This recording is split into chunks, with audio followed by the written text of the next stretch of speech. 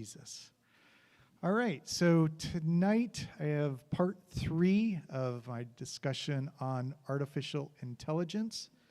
And I wanted to start this one with a couple of comics up here because, Randy has talked often about how the Lord speaks to him through comics.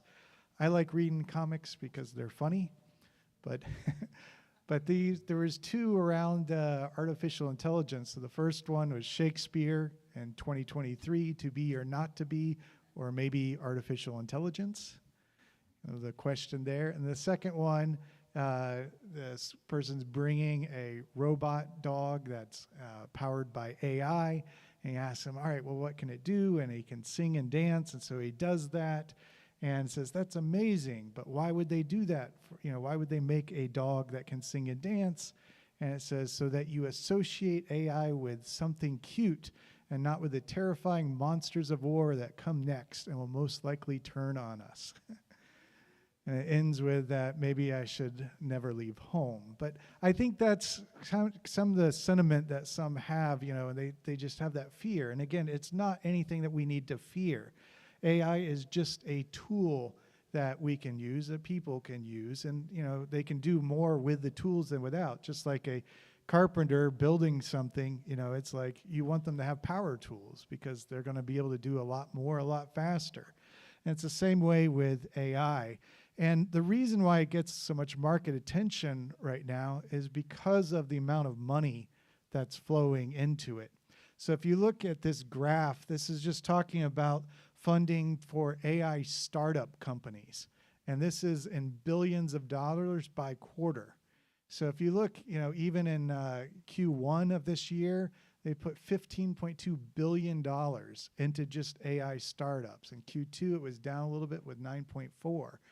But this money has been going in for quite some time, and that's where you see it, everywhere. And it's, getting more and more into mainstream society and people using it. And we talked the first week just on the basics of AI, the machine learning, the neural networks and all. And the second week that we did, we talked a lot about computer vision, how the cats and all that and how it goes, and then talked about cars and self-driving cars and where they're going. But tonight, I'm going to talk about generative AI. And generative AI is just basically using information that it gathers in the learning process and then moving it into where it can generate new stuff based on the data that it learned. So it's really just the new combinations of stuff that it had before.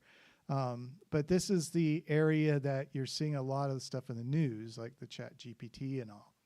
So the big areas are natural language processing, image and video generation, and music generation. And the Gen AI requires huge amounts of compute and storage. And I know you can't read the stuff on there, it's not big, but I just want to put some of the stuff, up there. This is actually just a chat thing that I had with ChatGPT. So I put in there and I just like how many parameters were used in your training.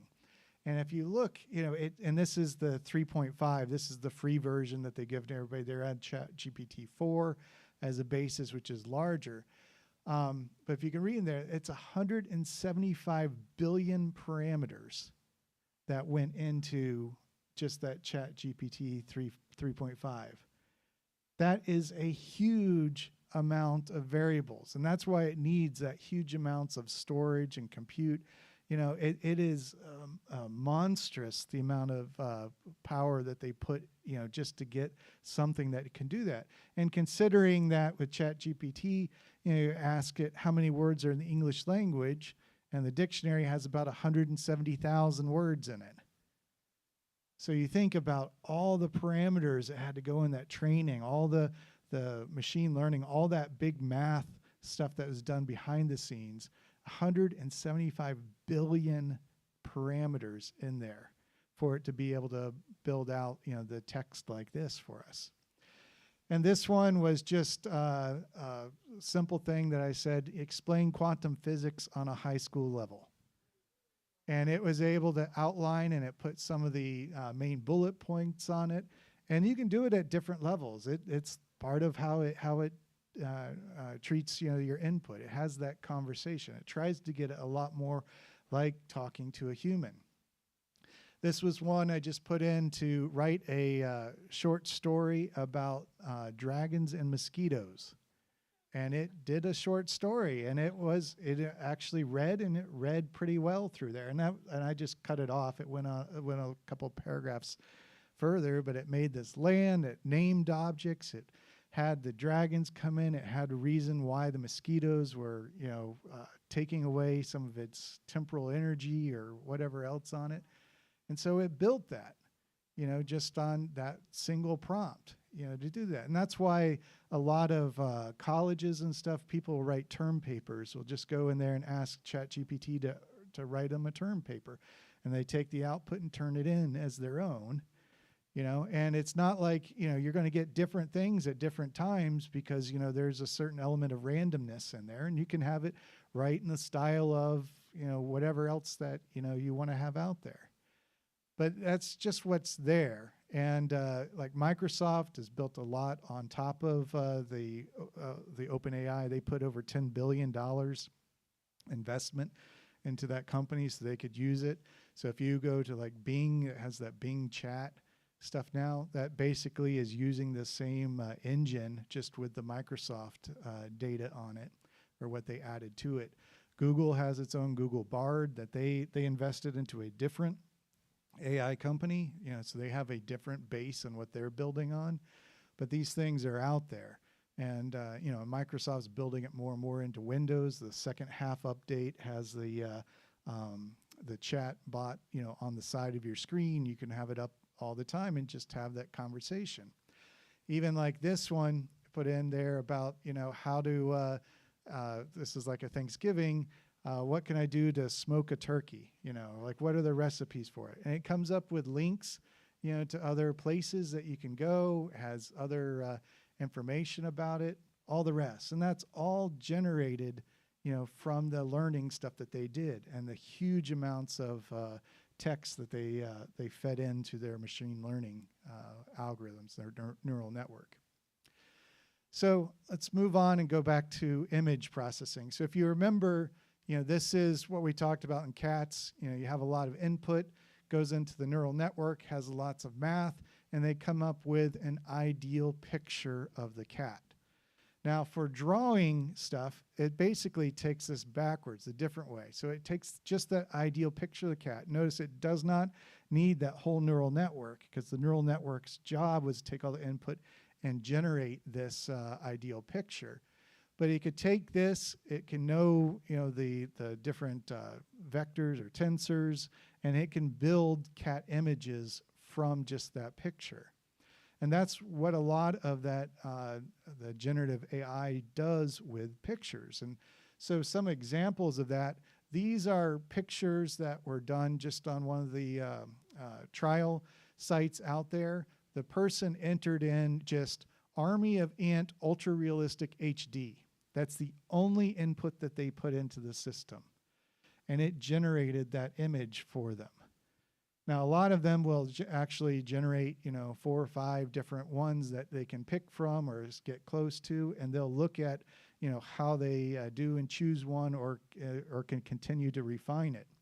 The second one was just, the only text the person put in was ultra realistic portrait of a young girl riding Jurassic Park dinosaur. And that's what it came up with. And again, many different options that they could do. Third one, orange cat sleeping on brown blankets in the style of snapshot, aesthetic warmcore. I don't even know what they really meant by warmcore. That's probably in the imaging thing. But consider that cat is not real at all. It is just that combination of all that input was put in, and the algorithm was able to generate, a picture and throw in, whatever else that, is behind it and generate it. And this, again, nothing new. It's been for a time. Even our own Scott Ald has worked a lot with generating pictures. And so this is one where he said he needed a picture of Mount Rainier from a certain location but couldn't find one. So he created the mountain out of thin air with the assistance of Adobe's Firefly AI model. So in this picture, the ground, that grass there is all real. It's from a real picture, but everything in that background, including like the trees, the house, the mountain, if you can see it in the background in that middle area, that was all generated and added, to his photo. Here's another one that he generated. I believe this one, they're all AI generated, the things on there. But this is also where he can just, go into different areas. If he doesn't like where the horse is, he could just flatten that out and have it regenerate just a section and keep refining it to whatever you want in that area.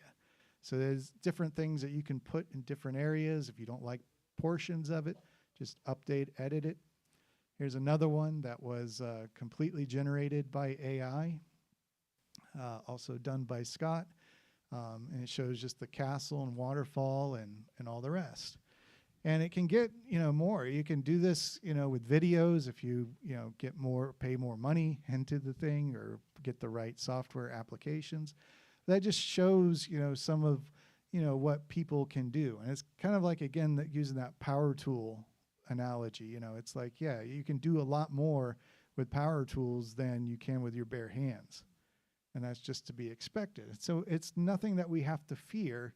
It's something that we can just use as tools and, just go out there, find them, know what they are and get comfortable using it. It used to be like, people had to know like how to use search engines and all the various things that you put in there and how to put in there to get the best results. And what's coming on it is now it just is all changed where you just talk to it like a human. And you'll get back responses. So some of the conclusions, AI is just a tool. Think of it just as a tool that's out there. It's growing in the marketplace at an increasing rate.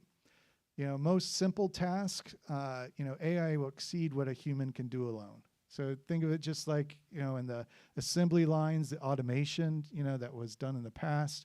Automation got to be, where they could do those simple tasks much better than humans. The same here with simple tasks, whether it's reading an x-ray or something along that line, they're already doing better than what doctors, do just because of having all that information there. But for complex tasks, it's like they're called augmented humans. It's like it's better off just to have a human that can use AI appropriately. And they typically will do better than those that, aren't using it. And this is where you'd see a lot of stuff like in the writer's strike. Most of that was about the use of AI. And they wanted to protect their jobs so that, they wouldn't have less writers like on a project because writers become much more efficient with using AI. And they wanted to make sure they have their rights or their jobs or all that as they go forward. But AI still has many ethical questions, that need to be addressed and answered. And I think this is an area we'll see a lot more things coming out over the next years. We were talking before the meeting with a couple. We were talking about, with the cars. Like when would it get to the point where you're not allowed to drive on the streets anymore? And would that happen at some point, or would we keep that freedom to go? But there's many other ethical questions that have to get answered on this, and so that's an area that we could certainly pray about too, to continue to try to go in the right direction there. All right, so that's end of part 3.